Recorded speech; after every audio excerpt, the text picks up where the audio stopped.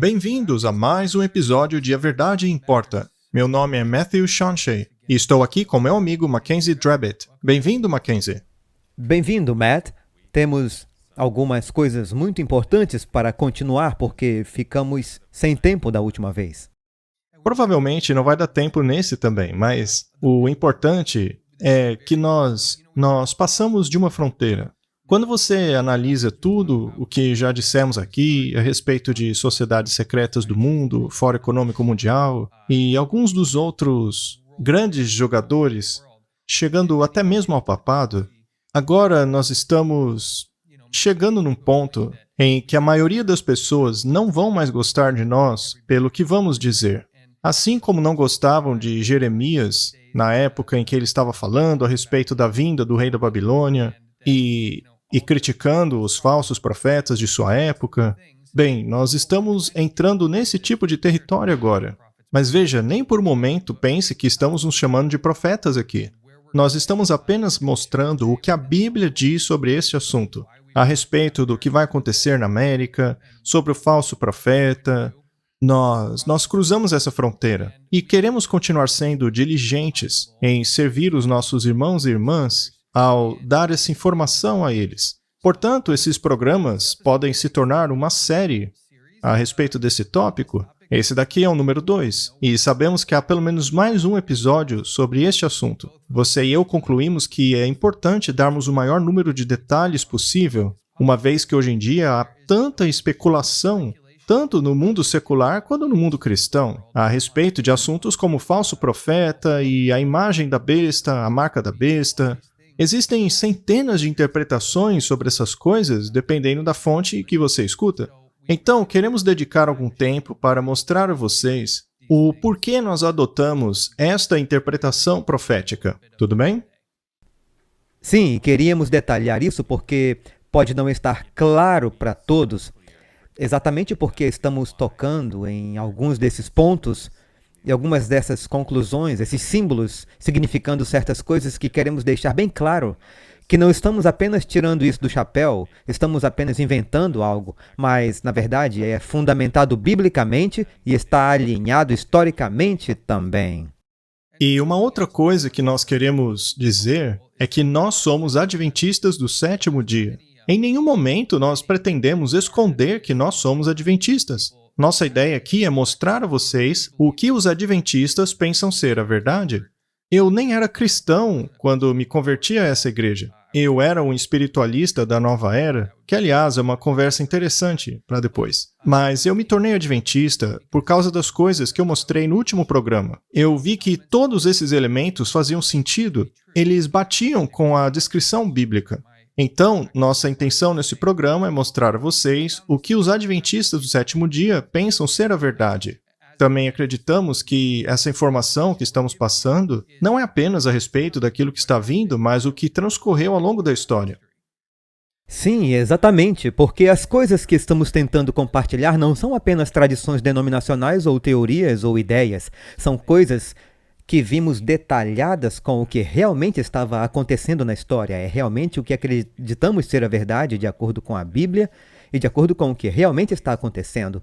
Porque é muito importante que saibamos a sequência real dos eventos, porque se não entendermos a sequência, então, como Jesus falou, você será pego como um ladrão durante a noite, mas ele não quer que isso aconteça, ele quer que saibamos de antemão, e é por isso que ele nos dá todas essas coisas com antecedência em sua palavra, para que possamos estar prontos e ver, a profecia está se cumprindo, essas coisas estão realmente acontecendo. Nós estamos mostrando isso porque, caso você não acredite, pelo menos nós plantamos uma semente, talvez outras pessoas passem a acreditar. Mas o nosso maior objetivo com esse programa é levar as pessoas a Jesus Cristo, a levá-las de volta para a Bíblia. Queremos que elas abram as suas Bíblias e estudem, que tenham uma experiência pessoal com Jesus Cristo, que possam aceitar o seu sangue expiador, para que você seja salvo. Esse pode ser um novo conceito para alguns, talvez seja bastante familiar para outros, mas esse é o objetivo do nosso programa aqui, é levar as pessoas a Jesus Cristo, levá-las ao amor de Cristo em alertar os seus filhos a respeito das coisas que virão, de forma que, quando acontecerem, elas saibam de onde vem a verdade.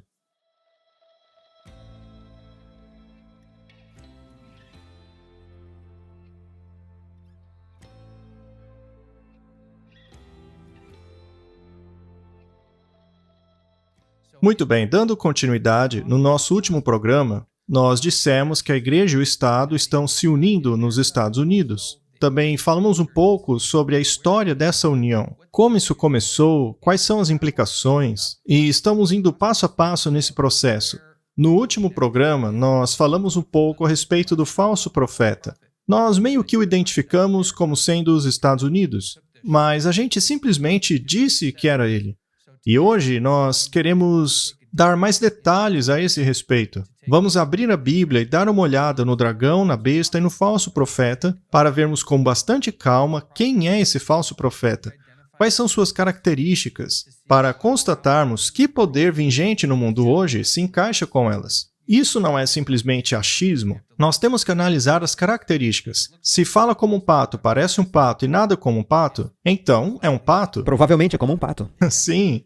Então, nós queremos mostrar como chegamos a essa conclusão. Mostrar que não é um simples achismo. Também queremos dar uma pincelada no que esse falso profeta vai fazer para permitir que a Igreja e o Estado se unam na América, não por força militar, mas pela vontade do povo. E, para começar, vamos mostrar um vídeo a respeito do qual falamos no último episódio, mas que acabamos não mostrando.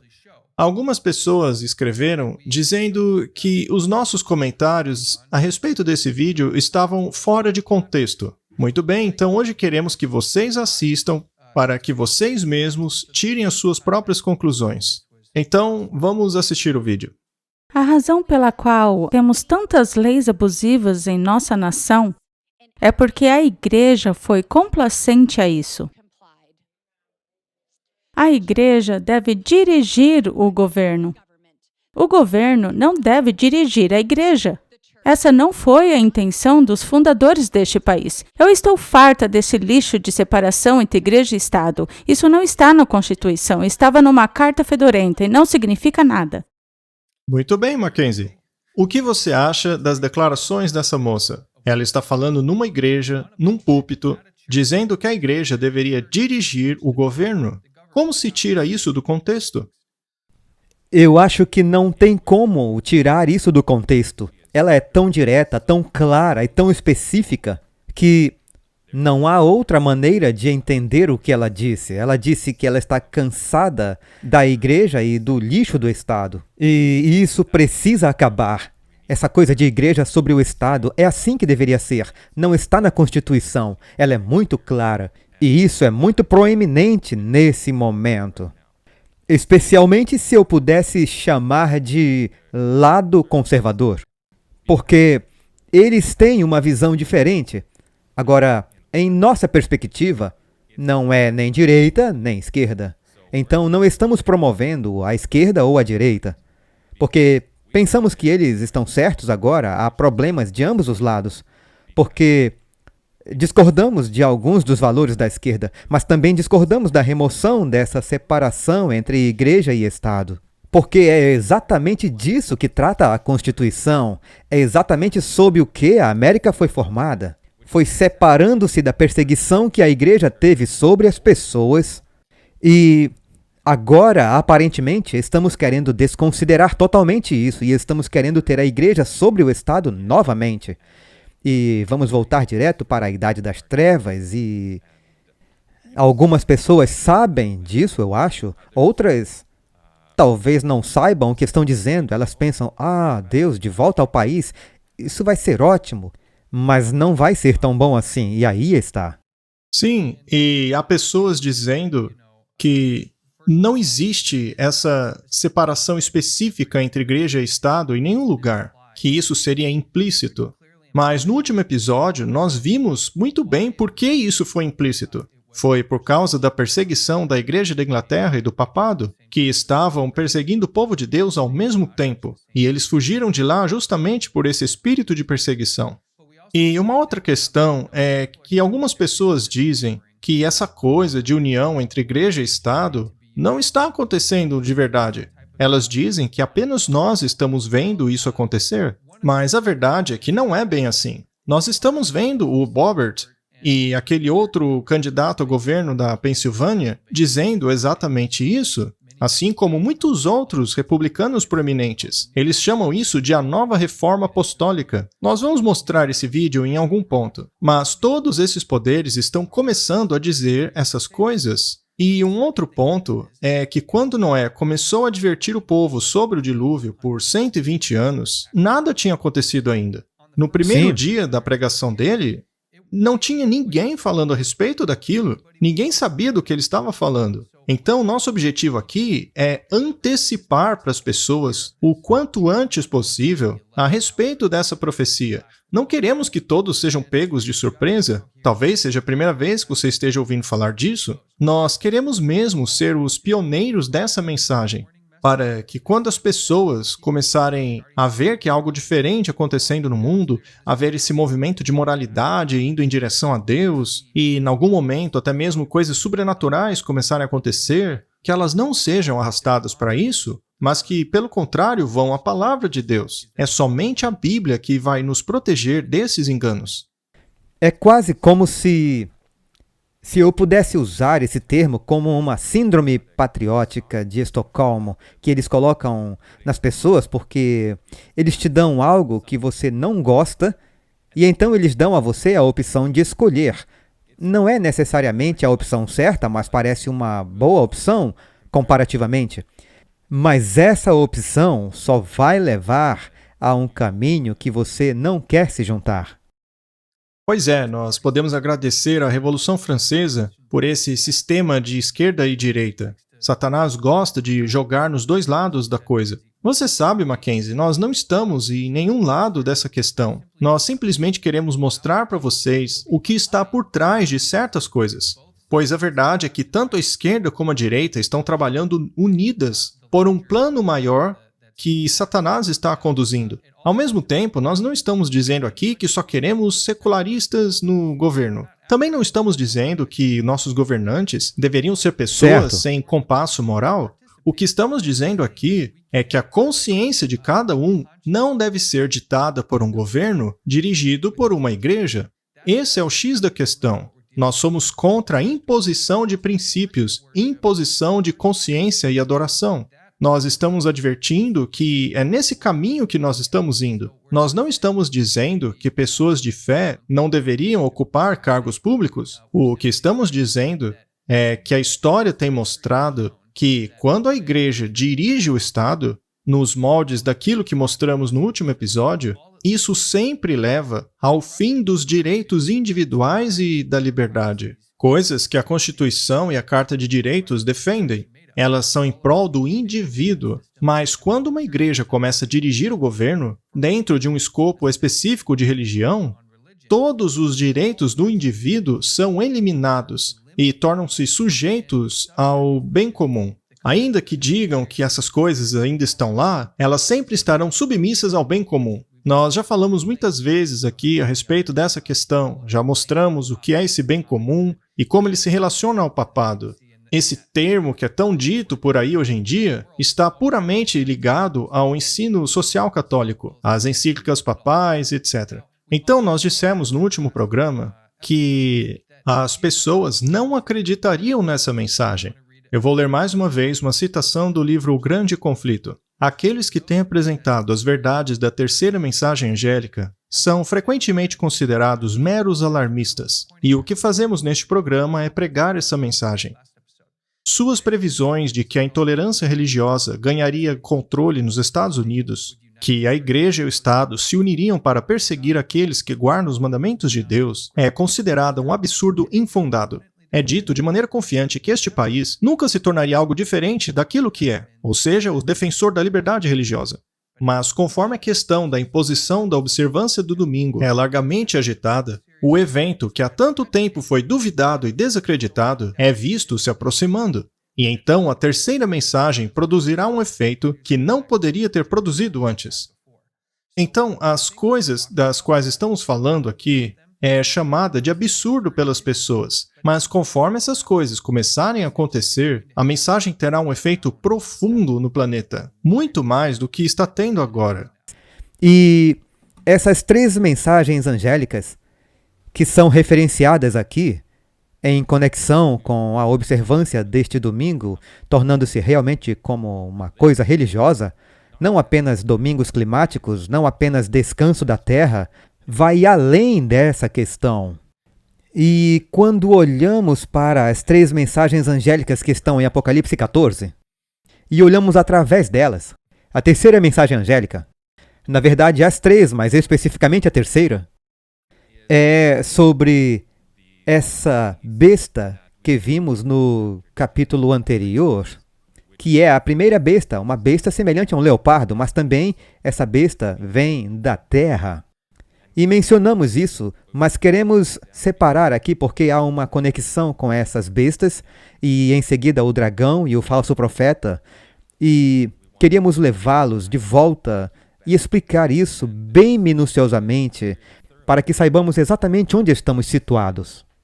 Vamos fazer isso agora. Vamos começar uma jornada através das Escrituras para constatarmos que não há espaço para muitas interpretações no que diz respeito ao significado dessas figuras proféticas. A Bíblia interpreta-se a si mesma. Ela nos dá a informação de que precisamos para identificar esses jogadores. No último episódio, falamos sobre o conceito de separação entre igreja e Estado. Nós vimos o artigo da Enciclopédia Britânica, que após a queda do Império Romano Ocidental, sobrou somente a autoridade da igreja. Então, a igreja de Roma acabou tornando-se o trono de poder secular e espiritual. E isso acabou levando a séculos de união entre imperadores e reis com os papas, até que finalmente surgiu esse novo mundo, os Estados Unidos, essa terra da liberdade e dos direitos individuais. Muito bem, agora nós vamos voltar um pouco, porque essa parte da história contada no último episódio é uma das batalhas que ocorrem em uma guerra muito maior. Eu acho importante dizer às pessoas que quando apontamos para os Estados Unidos ou o papado, estes não são, na verdade, os maiores jogadores por trás de tudo isso. Então, nós vamos começar no livro de Gênesis e vamos ver essa guerra prometida que ocorreria ao longo da história da Terra entre essas duas figuras. Agora, antes de irmos para lá, eu só queria fazer mais uma declaração sobre o que nós estávamos dizendo. E, obviamente, ainda havia pessoas que sabiam a verdade e tinham a Bíblia. Sim, a igreja tinha o monopólio disso e eles estavam tentando doutrinar todos com seus pensamentos. Mas há uma razão para a formação da América, uma razão para o protestantismo e todas essas coisas aconteceram, é porque as pessoas viram isso. Então, ao longo da história, havia pessoas ainda que tinham a Bíblia e a verdade, mas eram apenas um grupo minoritário. E eles foram... Deus nunca teve um período em que ele não tinha pessoas que estavam seguindo sua verdade. Ele foi capaz de sustentar isso ao longo da história, durante toda a perseguição, durante a Idade das Trevas e tudo mais.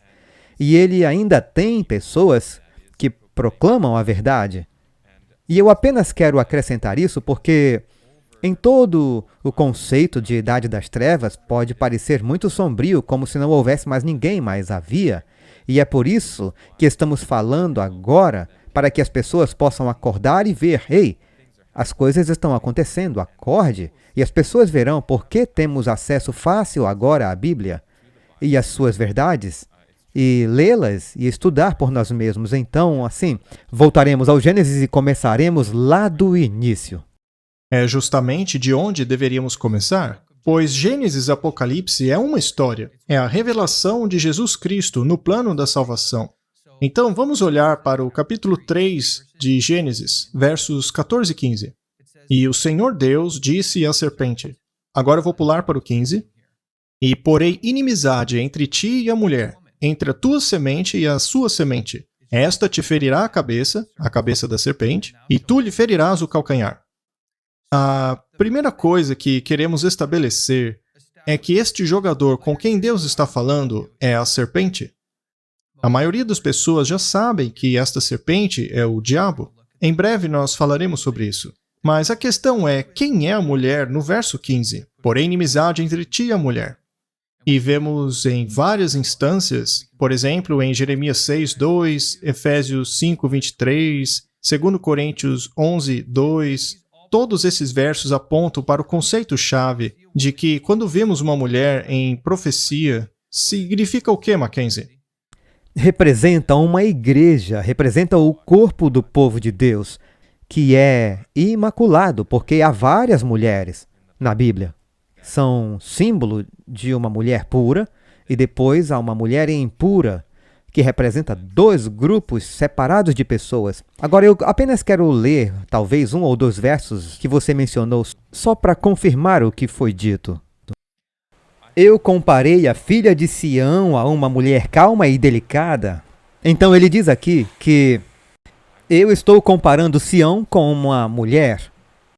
E então, diz em Efésios 5:23, porque o marido é o cabeça da esposa, assim como Cristo é o cabeça da igreja. Então vemos esses símbolos sendo usados em toda a Bíblia, seja no Antigo Testamento ou no Novo.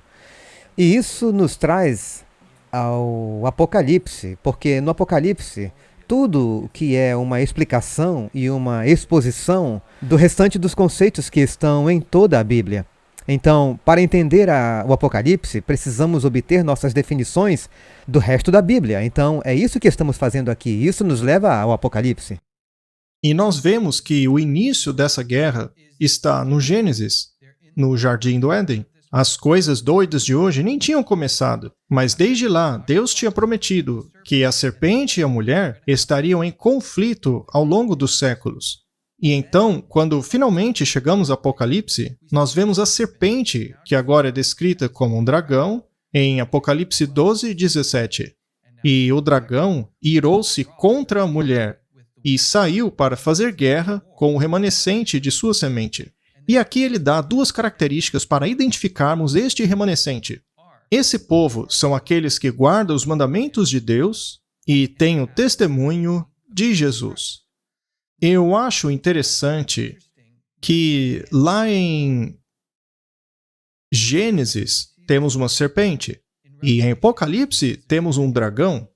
Será que temos algum verso bíblico que nos diz qual entidade é descrita tanto como dragão e uma serpente? Pois eu vi que nos nossos comentários, e aliás, vocês nos ajudam muito quando fazem comentários, quando compartilham, quando enviam isso para as outras pessoas. Nós lemos os comentários para ver o que vocês estão dizendo e agradecemos até mesmo aqueles que não concordam conosco, porque vocês estão aí avaliando, ponderando. Nós agradecemos por isso também. Então, um dos comentaristas disse que o dragão é o Vaticano.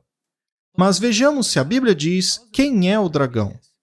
Sim. A Apocalipse 12:9 não deixa dúvidas sobre quem é o dragão e a serpente.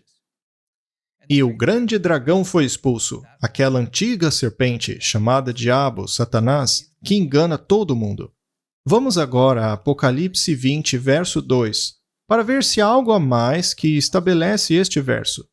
E ele prendeu o dragão, aquela antiga serpente, que é o Diabo, Satanás, e o acorrentou por 1000 anos. Então veja que há 2 versos explicando isso. Não precisamos especular quem seria o dragão ou a serpente. A Bíblia nos diz claramente quem eles são. É Satanás. Então, eu quero ler mais uma vez esses 2 versos. Em Gênesis e Apocalipse. Diz em Gênesis 3:14. Agora eu vou parafrasear baseado no que já sabemos. E o Senhor disse a Satanás: Eu porei inimizade entre você e a igreja, entre a sua semente, a semente de Satanás, e a semente dela, a semente da igreja. Então, não são apenas as entidades em si, mas a semente delas, os descendentes delas. Isso nos mostra que esse conflito ocorreria ao longo da história. Leiamos agora Apocalipse 12:9 de novo, com estas figuras. Vamos ler Apocalipse 12:17 mais uma vez. E Satanás irou-se contra a igreja, e saiu para fazer guerra com aquilo que tinha restado da igreja. E, como sabemos, quem é o restante dessa igreja? São aqueles que guardam os mandamentos de Deus e têm o testemunho de Jesus. Bem, nós não vamos entrar em detalhes quanto a isso hoje, mas se você perguntar a 100 cristãos o que é esse testemunho de Jesus, você terá 100 respostas diferentes. Mas veja, a Bíblia nos diz mais uma vez exatamente o que é esse testemunho de Jesus. Eu vou mostrar para vocês em um verso aqui. Antes de lermos esse verso, novamente, é muito importante que não colocamos nossas próprias ideias nos conceitos, pois são inversos. Portanto, lá diz que ele está irado com o remanescente, com a sua semente, que faz o quê? Que guarda os mandamentos de Deus. E não diz menos um ou menos diz todos os mandamentos de Deus. E que tem o testemunho de Jesus. Agora, se você não estudar, você pode pensar, isso significa amar a Jesus. Mas não é realmente o que está dizendo. Então, para esclarecer, vamos para Apocalipse 19, verso 10. E isso esclarece tudo. Então caí aos seus pés para adorá-lo, mas ele me disse, não faça isso. Sou servo como você e como os seus irmãos que se mantêm fiéis ao testemunho de Jesus. Ele dá a definição. Adore a Deus, pois o testemunho de Jesus é o espírito de profecia. Portanto, este grupo de pessoas guarda os mandamentos de Deus. Além disso, eles entendem e eles têm o espírito de profecia. Isso é realmente muito crítico, especialmente quando avançamos e falamos sobre o tempo em que estamos vivendo agora. É um fator que denota quem é o povo de Deus e quem o está seguindo e quem não está. Porque se eles não entendem a profecia ou as profecias estão 80% ou 50% correta. E ainda tem todos esses intelectuais ou esses até mesmo profetas, que as pessoas dizem, eles tiveram uma taxa de sucesso muito alta. Como, por exemplo, mas se não for 100%, que não acertou quase nada, mas as pessoas acham que ele é fantástico. Sim, mas é preciso saber se é verdade ou não. A Bíblia não é 20% ou 50% correta.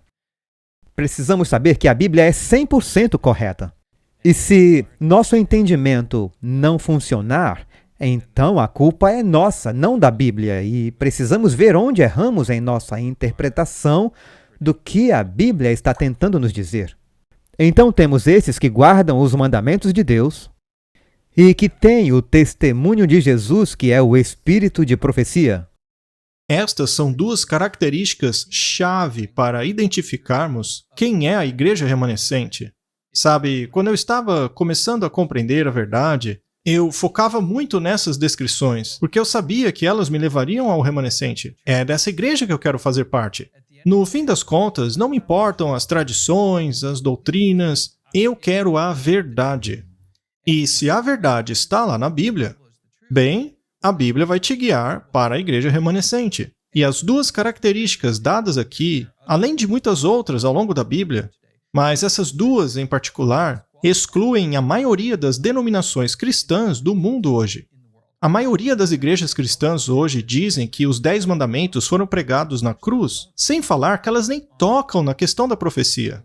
Muito menos fazer um estudo detalhado procurando ensiná-las às pessoas. Isso inclui todo o livro de Daniel, todo o livro de Apocalipse. Algumas denominações dizem que esses livros nem devem ser lidos, enquanto o próprio Jesus nos disse para estudarmos. Portanto, se você quer ser parte da igreja remanescente, você tem que entender que é a Bíblia que diz, e não eu ou Mackenzie, mas é a Bíblia que diz que a igreja remanescente tem que guardar os mandamentos de Deus e ter o testemunho de Jesus, que vemos é o espírito de profecia. E para continuar sobre como conectar este remanescente e também conectar a mulher, se você olhar em Apocalipse 7, você tem esses termos muito semelhantes. Você tem esse grupo especial de 144 mil e diz que são virgens. Mas sabemos que não são virgens literalmente. Eles são símbolos do Apocalipse, essa é uma declaração profética. Então essas virgens significa que são mulheres, são a igreja. Mas o que é uma virgem? Significa que são imaculadas.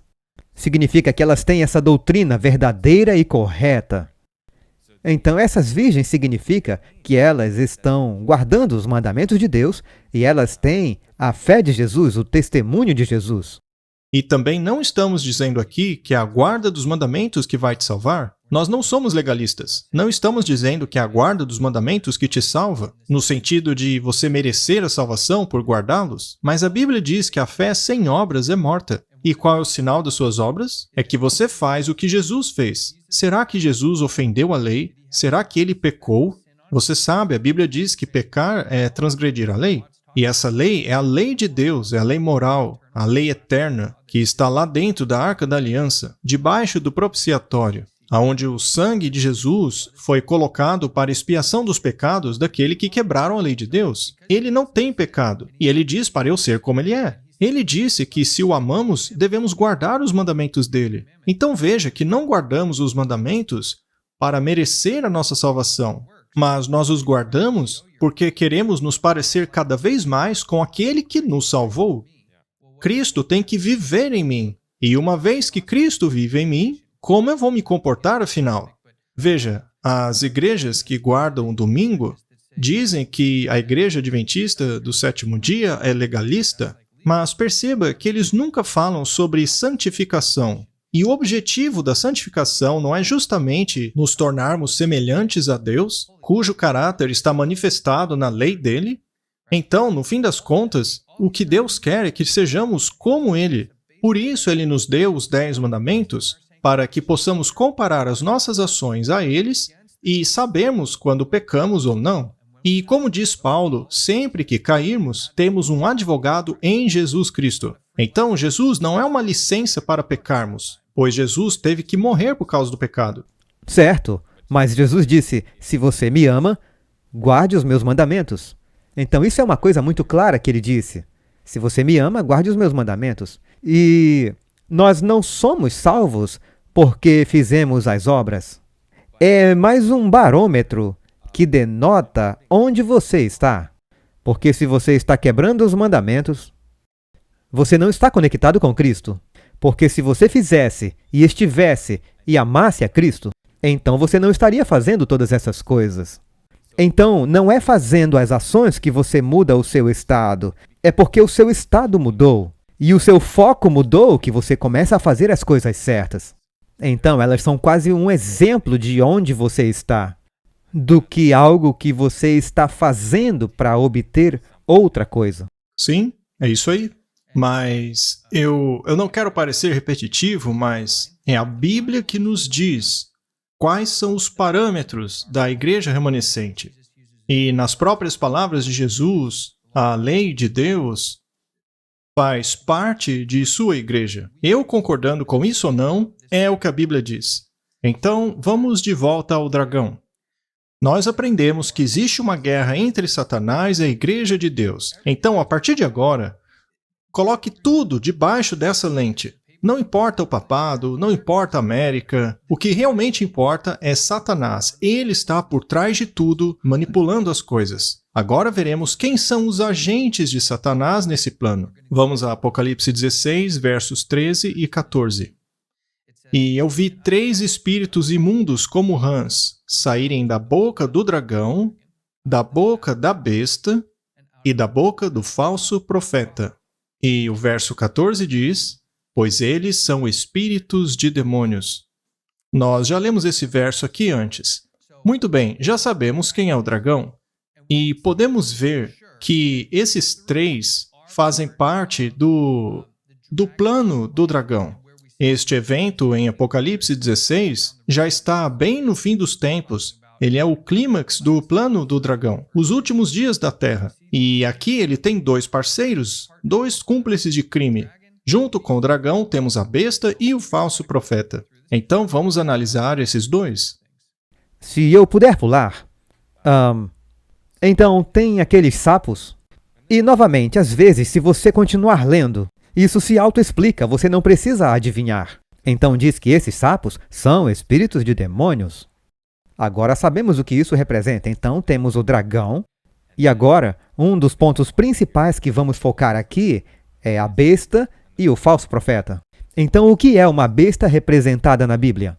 Bem, não vamos simplesmente adivinhar, não vamos dizer, bem, uma besta sei lá, deve ser isso porque parece bom. Vamos conferir e vamos para Daniel, que também é outro livro profético. Todos os livros da Bíblia são proféticos de alguma forma. Mas Daniel, capítulo 7, verso 17, vai nos dar uma das respostas. Esses grandes animais, que são quatro reis que se levantarão da terra. Então, não temos que adivinhar mais. Essas bestas representam reis, mas vamos continuar e vamos pular para o verso 23. Daniel 7, 23. Disse assim: o quarto animal será o quarto reino na terra, o qual será diferente de todos os reinos, e devorará toda a terra, e a pisará aos pés e a fará em pedaços. Não temos que adivinhar. Não precisamos. E relembrando daquele comentário que disse que o dragão é o Vaticano, eu gostaria de recomendá-los que permitissem que a Bíblia se interprete. As pessoas dizem que as bestas são indivíduos, e talvez sejam no sentido de reis desses reinos. Mas quando vamos a Daniel, vemos que lá é apontado por nome os 3 primeiros reinos da estátua. E vale salientar que isso aconteceu por volta de 550 a.C., muito antes destes reinos de fato se estabelecerem. O primeiro reino era Nabucodonosor, que por sua vez representa a Babilônia. Depois ele especifica as cidades dos Medo-Persas, que é o segundo reino. E depois ele dá até o nome da Grécia. Ele cita esse império por nome. Isso está em Daniel 8. E depois tudo o que ele diz a respeito do quarto reino é uma descrição de atributos. Ele menciona o chifre pequeno, outros atributos diversos. Sim, exatamente. Então, o nosso dever de casa é pegarmos esses atributos dados pela Bíblia e procurarmos na história quem se encaixa neles. Nós veremos aqui por que este quarto império tem que ser Roma, tanto a imperial quanto a papal. Mas vamos continuar. Nós temos essas descrições das bestas lá em Daniel, mas vemos em Apocalipse 13 a mesma descrição destes mesmos poderes. Vamos ver lá em Apocalipse 13, verso 2. A besta que vi era como um leopardo, seus pés eram como pés de um urso, e sua boca como a boca de um leão. Antes de continuar lendo o verso, perceba que este reino tinha as características de um leão, um urso e um leopardo. E essa linguagem nos leva diretamente ao livro de Daniel. Isso nos mostra que esse reino seria composto por características desses reinos, representadas de uma forma ou outra. Mas eu acho que a segunda parte desse verso é que realmente estabelece o que queremos. Então, esse reino, que era uma assimilação dos reinos anteriores, veja só o que diz aqui no verso 2 de Apocalipse 13. O dragão deu a ele o seu poder, e o seu trono e grande autoridade.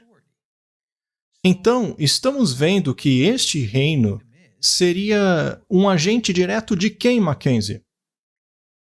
É um agente de Satanás. E quem é que está nos dando essa informação? Somos nós, Mackenzie? Não, isso é direto da Bíblia. Isso é algo que não estamos adicionando nada. Só estamos lendo. Apocalipse 7 nos revela que essas bestas são reinos. Nós não lemos todo o Apocalipse 7, mas em Apocalipse 7 são mencionadas 4 bestas e eu vou apenas pincelar. A primeira era como um leão, a segunda como um urso, a terceira como um leopardo e então a quarta era uma besta terrível. Você quer dizer Daniel 7, certo? Daniel 7, sim.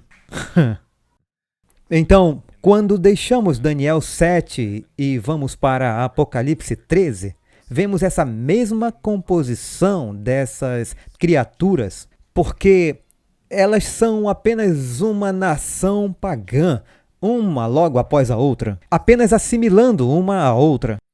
E o dragão, no final, é quem dá o poder a essa besta, no final, que é como este conglomerado, e que é muito diferente das outras, pois combina todas essas coisas. Então agora, se formos para o verso 3, vemos um ponto muito importante que vai se desenrolar pelo resto do tempo aqui. E eu vou pular para a segunda metade do versículo 3. E toda a terra se maravilhou após a besta. Então temos esses pontos que nós precisamos ter em mente enquanto estamos olhando aqui. Mas o Matt tem algumas citações. E isso não é só nós dizendo, mas que também há muitas pessoas ao longo dos tempos que entenderam o que era essa besta parecida com um leopardo. Sim, então vemos que esse poder é um conglomerado. Sabemos que é um reino porque é uma besta. Sabemos que o dragão é Satanás. Nós vemos que esse reino perderia o seu poder ao receber um ferimento mortal, mas que eventualmente ele seria restaurado. E quando isso acontecesse, quando essa ferida mortal fosse sarada, quando ele recobrasse seu poder, diz aqui que todo mundo seguiria a besta. Muita gente diz que são apenas os adventistas que identificaram esse poder como papado, mas vou mostrar a vocês que isso é uma doutrina protestante. Não é só dos adventistas. Este é um comentário de John Gill, um batista de 1746, antes de qualquer interpretação moderna que temos hoje. Ele identifica esta besta como sendo a monarquia romana papal, ao Império Romano. E ele chega até mesmo a relacioná-lo a 2 Tessalonicenses, que diz que o anticristo viria segundo a obra de Satanás, afirmando que foi Satanás que deu a esse reino a sua astúcia, aquela antiga serpente, ensinando a ele as suas artes e truques para enganar a humanidade. Deu a ele poder para fazer sinais e maravilhas, e grande autoridade sobre o Império Romano, e reis e reinos dentro deste. Ele deu a ele sua autoridade como Deus deste mundo.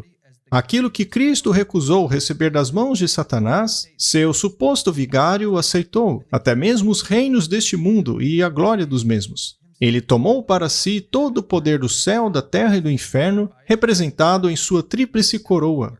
Nós vamos falar sobre isso na instigação do diabo. Sendo assim, parece que ele não é o vigário de Cristo, mas o vigário do diabo. Não o sucessor de Pedro, mas o sucessor de Satanás. E este é apenas um reformador. É o John Gill da Igreja Batista. Me permita ler outras coisas dos reformadores protestantes. Esta é uma citação de João Calvino. Algumas pessoas nos consideram muito severos e censuradores quando chamamos o pontífice romano de anticristo. Mas as palavras de Paulo em 2 Tessalonicenses não podem ser aplicadas a ninguém mais, ninguém menos do que o papado. Aqui temos outro reformador, Thomas Cranmer. Portanto, Roma é o trono do anticristo e o Papa o próprio anticristo. E posso provar isso por muitas outras escrituras, antigos escritores e fortes razões. John Knox, o Papa é o próprio anticristo, o filho da perdição de quem Paulo fala. Martinho Lutero.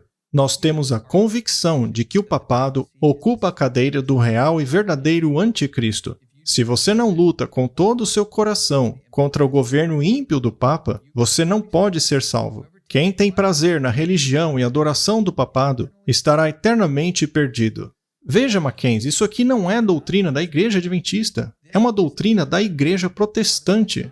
Não há questionamento de que a profecia ali de Apocalipse 13, com relação à primeira besta, é, sem sombra de dúvida, o papado da Igreja Católica Romana. Não resta dúvidas.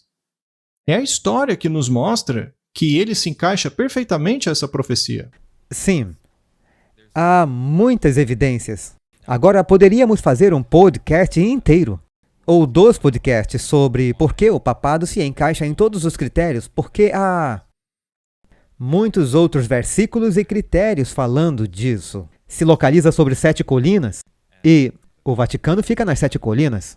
E muitas outras coisas, e todos esses outros reformadores protestantes, como são conhecidos, sabiam e entenderam isso. E essa é uma chave crítica para entender Apocalipse 16. Porque temos o dragão, temos a besta, e se identificamos erroneamente a besta, não temos uma pista do que vai acontecer e qual o objetivo de tudo. Mas se restringirmos isso agora, então temos esses sapos que são espíritos malignos, e temos o dragão, que é Satanás, E temos a besta, que é o papado, e só nos resta um, que é o falso profeta. Agora, infelizmente, estamos ficando sem tempo. Pois é, infelizmente o nosso tempo acabou mais uma vez. Nós queremos que os programas durem no máximo 1 hora. Não queremos arrastá-lo por muito tempo. Então, o que vamos fazer é parar por aqui e no próximo episódio nós falaremos inteiramente a respeito do falso profeta. Para aqueles que ainda não sabem, o nosso objetivo hoje foi mostrar para vocês que podemos ter certeza de que o dragão é Satanás e a besta, de Apocalipse 16, é o papado. Então temos o dragão e o papado. E agora que temos esta raiz, este fundamento, podemos seguir adiante para identificar quem é o falso profeta. Vamos analisar na história para tentar descobrir quem ele é. Dessa forma, poderemos identificar a sua ação no futuro, pois a Bíblia nos revela o que ele faria. A Bíblia nos diz o que vai acontecer. E se você não souber o que vai acontecer, é praticamente impossível que você consiga escapar desse engano. Então, nós queremos expandir esse tópico para o nosso próximo episódio e esperamos que você tenha gostado do que fizemos aqui hoje. Infelizmente, ainda não falamos do falso profeta, mas queremos dar a você o maior número possível de informação baseada na Bíblia. Não coloque a sua confiança em videozinhos, mas ponha a sua confiança no que a Bíblia diz. Estude-a por si mesmo. Assim você vai desenvolver um relacionamento com Jesus Cristo. Obrigado por assistir, pessoal, e certifiquem-se de compartilhar e de se inscrever. E fiquem de olho no próximo, porque vamos apenas cortar o vídeo aqui, mas vamos continuar gravando. Teremos o próximo para você em breve.